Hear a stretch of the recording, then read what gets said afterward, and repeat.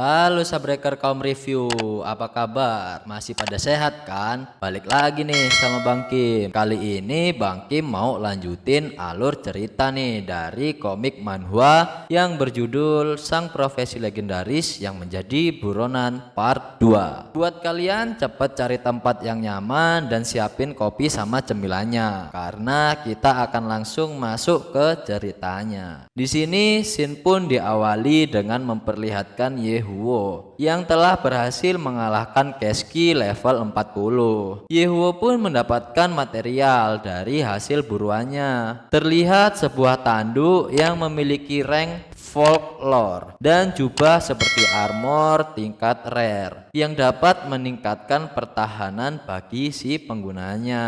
Oh ya, buat kalian para subbreaker kaum review, Bang Kim mau sedikit ngejelasin nih, kalau dalam dunia game ini setelah ngalahin monster quest itu akan mendapat sebuah item atau material. Nah, untuk itemnya sendiri itu ada 6 tingkatan, yaitu common, quality, rare, folklore, legend sampai dengan mythical. Nah, si Yehu ini dapat rare dengan folklore. Nah, lumayan bagus tuh yang didapat sama Yehu. Oke lah, lanjut. Lalu scene pun memperlihatkan status level yang Yehu miliki. Level Yehu naik menjadi 7 level setelah berhasil mengalahkan Keski level 40. Dan Yehu pun harus meningkatkan levelnya hingga sampai ke level 25 agar bisa menggunakan material yang barusan dia dapatkan. Alih-alih kesal dengan status tiran, sekarang Yehu malah mulai nyaman nih dengan status itu, karena menurutnya status itu bisa ia gunakan untuk mempermudah farming guna meningkatkan levelnya, yang berkemungkinan besar bisa mengubah ke status berikutnya, karena dia tidak mau dengan status yang dia miliki sekarang. Akan banyak orang yang memburunya. Lalu Yehu pun bingung bagaimana cara membawa monster Keski yang besar, mengingat skill yang dia miliki sedang cooldown. Mungkin kalau nggak cooldown bisa aja dia angkat atau dia lemparin tuh bangke Keski ke bar. Dengan bersusah payah Yehu berusaha membawa bangkai Keski menuju ke bar untuk disetorkan hasil buruan misinya, mulai dari ditarik sampai digendong. Ujung-ujungnya Yehu pun nyerah, nggak sanggup bawa tuh bangkai ke bar. Nggak mau ambil pusing, Yehu pun memutuskan untuk meninggalkan bangkai Keski itu di tempat dan menyerahkan questnya terlebih dahulu agar bayarannya dapat dicairkan. Setelah perjalanan yang cukup melelahkan, akhirnya Yehu pun sampai di salon bar. Dengan wajah santai dan songongnya, Yehu langsung melaporkan hasil buruannya kepada kepala bar itu. "Aku membunuh Keski," ucap Yehu kepada kepala bar. Suasana bar pun seketika hening karena mendengar ucapan Yehu. Tanpa ada beberapa orang pengunjung bar, kita sebut saja Mbak Petualang, Mas Petualang, dan Om Kusut yang mencibir omongan Yehu yang terkesan meremehkan Yehu. Tak lama kemudian bar kembali dipenuhi gelak tawa lagi dan suasana bar kembali seperti semula. Terlihat om-om berjalan menuju Yehu dan merangkul Yehu dari belakang.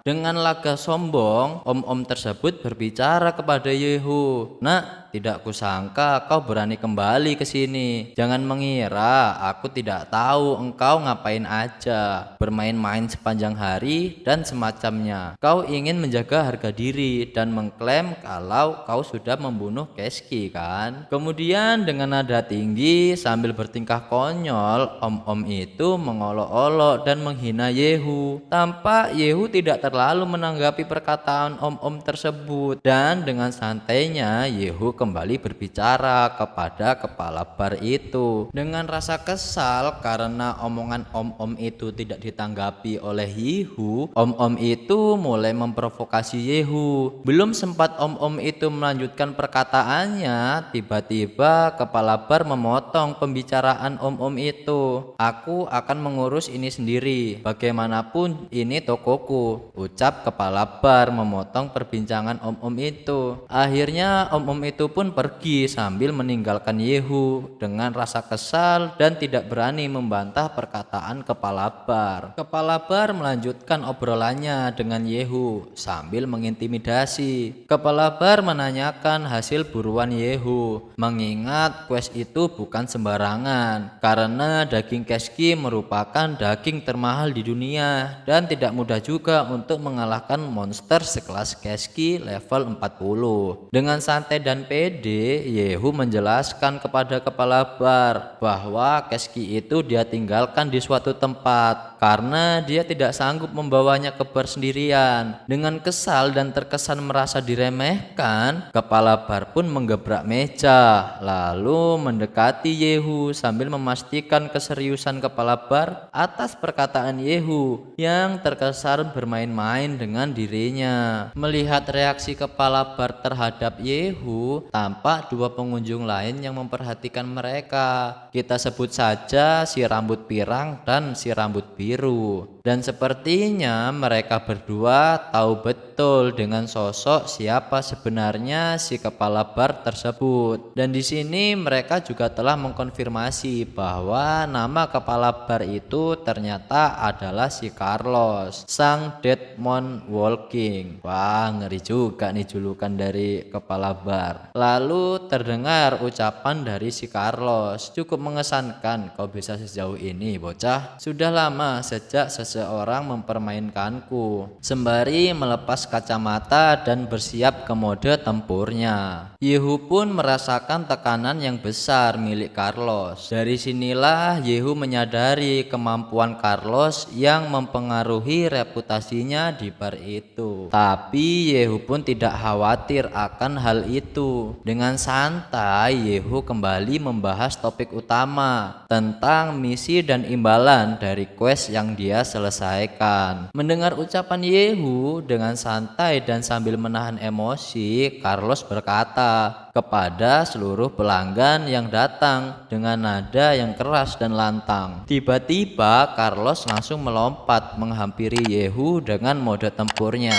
Carlos mulai menyerang Yehu dengan tinjunya. Namun Yehu dengan mudah menghindari serangan Carlos. Carlos mengira itu hanya kebetulan saja. Carlos pun melakukan serangan berikutnya. Melihat Carlos yang bersikeras ingin menghajar dirinya, Yehu pun bersiap memberi sedikit pelajaran kepada Carlos. Di sela-sela pertarungan antara Yehu dan Carlos, tampak ada penonton yang mengomentari pertarungan mereka. Lagi-lagi Mbak Petualang dan Mas Petualang. Mereka sepertinya mendukung Carlos. Aduh, trio amatir ini belum tahu aja Yehu ini siapa. Scene pun berlanjut dan pertarungan Yehu serta Carlos pun kembali. Carlos pun segera melancarkan serangan tinju berikutnya. Namun belum sempat tinju Carlos mendarat di muka Yehu, Yehu pun langsung menebas dada Carlos dengan pedangnya dan Carlos pun berteriak kesakitan. "Sudah kubilang, aku takkan membunuhmu, tapi mungkin aku akan membuatmu masuk rumah sakit selama beberapa hari. Masih mau lanjut?" ucap Yehu, memberi peringatan kepada Carlos sambil memegang pedangnya. Penonton pun mulai terheran-heran dengan apa yang terjadi di hadapan mereka. Mereka pun mulai menghina Carlos karena serangan Carlos tidak berdampak di hadapan Yehu hingga menyudutkan Carlos. "Diam dan lihat saja," ucap Carlos berkata kepada ketiga penonton dengan nada keras. Dengan rasa panik dan mulai kehilangan harga diri di depan pelanggan barnya, Carlos pun mulai mencoba serangan terkuat dan berniat mengecoh Yehu dengan tinju tangan kirinya. Carlos pun berhasil melancarkan tinjuan tangan kirinya kepada Yehu dan tiba-tiba Carlos dikejutkan dengan tindakan yang dilakukan oleh Yehu. Alih-alih menghindar, Yehu malah terang-terangan menerima serangan Carlos yang tepat mengenai dada Yehu. Padahal tinjuan Carlos itu setara dengan 3 kali lipat tenaganya. Akhirnya Carlos pun menyerang Yehu dengan tinjuan kekuatan penuhnya. Dengan sikap tenang dan tanpa rasa takut, Yehu pun bersiap menerima serangan Carlos sambil meremehkan serangan Carlos karena Yehu telah mengetahui status yang dia miliki sekarang. Efek pertarungan melawan Keski tadi. Sombong kali Yehu. Tampak serangan Carlos yang dahsyat sehingga membuat seisi ruangan berantakan. Hingga efeknya dapat dirasakan di luar bar. Dan akhirnya tiba-tiba semua pelanggan pun terdiam dan bingung melihat Yehu yang masih berdiri santai dan tidak bergeming sedikit pun menerima serangan hebat dari Carlos. Carlos pun langsung ketakutan bukan main melihat serangannya tidak berefek apapun terhadap Yehu. Perlahan Yehu mendekati Carlos sambil memegang pedangnya yang berencana menyerang Carlos dengan bagian pedangnya yang tumpul. Sontak para pengunjung mulai dibuat bingung dengan melihat kekuatan Yehu yang nampak terlihat tidak seimbang dengan kekuatan Carlos. Sambil memukul Carlos dengan bagian pedangnya yang tumpul, Yehu menganalisa serangan yang diberikannya kepada Carlos. Walaupun serangannya hanya terkesan remeh, serangan itu mampu memberikan dampak yang besar untuk Carlos. Dengan Yehu yang sudah mulai bosan, dia ingin segera menyelesaikan pertarungan dengan cara membunuh Carlos. Belum sempat Yehu menyerang, Carlos pun ketakutan dan langsung bersedia membayar Yehu demi keselamatan nyawanya. Ternyata pukulan Yehu sudah cukup membuat Carlos menyerah dan bersedia menyerahkan bayaran Yehu. Sambil memasukkan pedang ke sarungnya, Yehu duduk tepat di hadapan Carlos yang telah tersungkur ketakutan sambil menanyakan hadiah yang harus diberikan Carlos kepadanya. Dengan sigap, Carlos pun mengambil hadiah beberapa emas dan perak yang akan diberikan kepada Yehu. Yehu pun mulai menghitung jumlah koin yang dia dapatkan. Setelah Yehu selesai menghitung koin yang diberikan oleh Carlos, ternyata koin yang diberikan masih kurang 20 perak. Sontak hal itu membuat Carlos berlari menuju meja kasir untuk memeriksa koin yang harus dia berikan kepada Yehu. Ternyata setelah Carlos memeriksa meja kasir, koin Carlos sudah habis dan Carlos sudah tidak punya koin satupun di meja kasirnya. Dengan panik dan cemas, Carlos memberitahu Yehu akan keadaannya.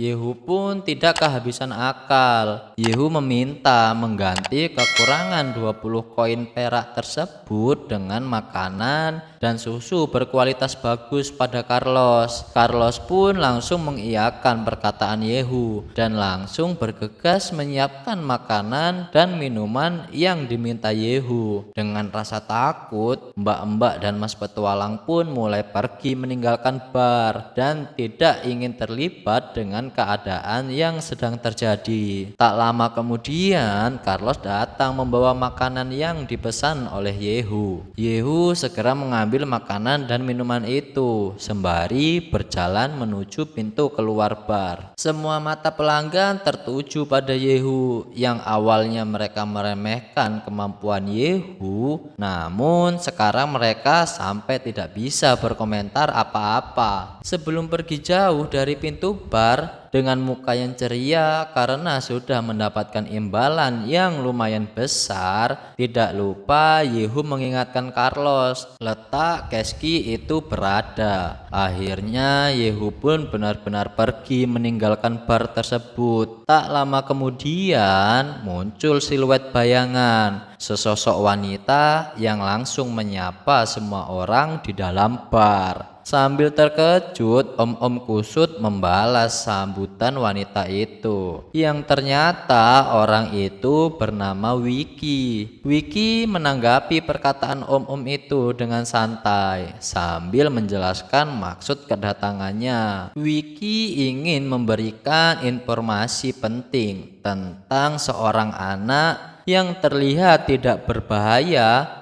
namun memiliki harga buronan yang besar sebesar 203 koin emas. Setelah mendengar informasi yang diberikan oleh Wiki, Carlos pun jadi makin merasa sial karena bertemu Yehu yang mana dia tidak tahu ternyata Yehu adalah buronan yang disebutkan Wiki. Andaikan aku tadi berpapasan dengannya, mungkin aku seharusnya mendirikan tokoku di tempat lain, ucap Carlos sambil merenung meratapi nasib yang barusan dialaminya. Lalu scene pun berpindah dan terlihat seorang lelaki paruh baya berbaju hijau yang sedang mengobrol dengan Wiki. Ia kaget mendengar perkataan Wiki mengenai seorang bocah ingusan yang memiliki bounty 203 koin emas. Carlos pun memotong obrolan dan bertanya pada Wiki, apakah bocah yang kau maksud memakai mantel hitam? Sambil menunjukkan foto, Wiki menjawab, benar, dari mana kau tahu? Tampak Carlos berbicara dalam hati. Ia merasa 200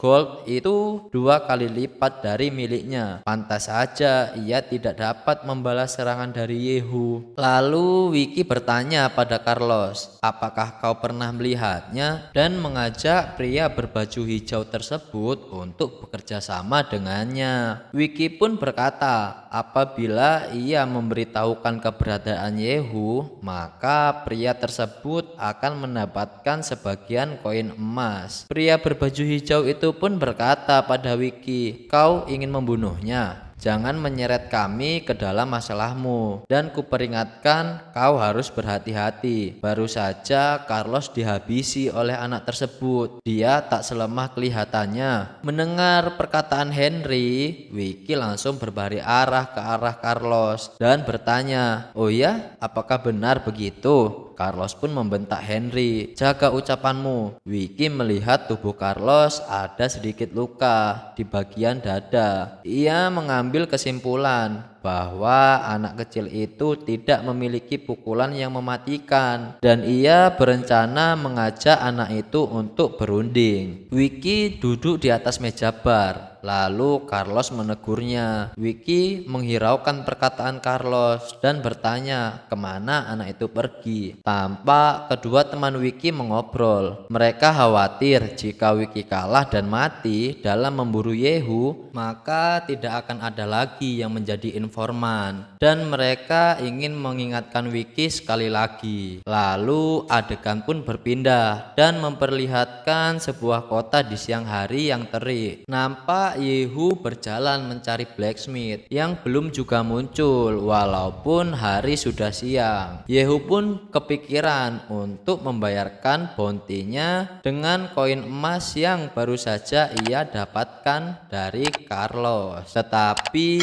ia harus memasuki gedung administrasi di kota untuk mengurus itu. Kalau ia berjalan melintasi gedung-gedung tersebut, tentu saja akan dihadang oleh para penjaga. Sementara durasi skondrel pun cukup singkat. Ia berpikir tidak yakin akan bisa bebas dari kepungan para penjaga. Sebelum ke gedung administrasi, Yehu hendak menemui blacksmith. Ia ingin menjadikan material keskihon miliknya yang berkualitas folklore menjadi sesuatu sebelum ia ke gedung administrasi. Lalu nampak seorang pemuda berbaju hijau melihat Yehu seperti kebingungan dan berbicara kepada Yehu, "Oi, kamu lagi cari apa?" Yehu pun menoleh dan berkata, "Kau bertanya kepadaku, aku sedang mencari blacksmith." Lalu pemuda itu berkata pada Yehu, "Kau beruntung. Walaupun penampilanku tidak seperti seorang blacksmith pada umumnya, aku adalah seorang blacksmith di kota ini." Yehu pun ragu akan perkataan anak itu. Apakah benar dia seorang blacksmith? Mendengar keraguan Yehu, pemuda tersebut berusaha untuk meyakinkan Yehu. "Ya, aku adalah seorang blacksmith yang modis. Aku menggunakan pakaian blacksmith pada saat bekerja saja. Jangan heran dengan gayaku yang bilang seperti ini. Begitu kata pemuda tersebut untuk meyakinkan Yehu. Lalu pemuda itu menarik tangan Yehu sambil bertanya kepada Yehu, "Kau ingin memperbaiki sesuatu atau membuat sesuatu?" Mendengar perkataan pemuda tersebut, Yehu sedikit ragu. Ia berpikir bahwa seorang blacksmith biasanya menawarkan produk yang mereka buat dahulu, lalu bertanya ingin membuat dan memperbaiki apa. Tapi ia lanjutkan saja dikarenakan kekuatannya sudah aktif sehingga ia dapat melawan pemuda tersebut jika ia mendapatkan serangan dari sang pemuda tersebut. Lalu Yehu berkata kepada pemuda tersebut bahwa ia ingin membuat sesuatu. Sambil mengeluarkan keski horn miliknya, pemuda tersebut kaget. Barang yang ditunjukkan kepadanya adalah keski horn, karena itu adalah barang yang sangat langka, dan berjanji untuk membuatkan barang terbaik jika Yehu menyerahkan barang tersebut kepadanya. Dan ya, sampai sini aja nih cerita dari part 2-nya Subbreaker. Dan gak bosen-bosen Bang Kim selalu ingetin buat kalian para Subbreaker kaum review buat tinggalin like dan komen kalian. Juga buat yang baru nonton channel ini silahkan disubrek dulu guys. Dan Bang Kim ucapin terima kasih buat yang udah nonton channel ini. Dan yos, Bang Kim pamit. Sampai jumpa di video selanjutnya. Bye bye.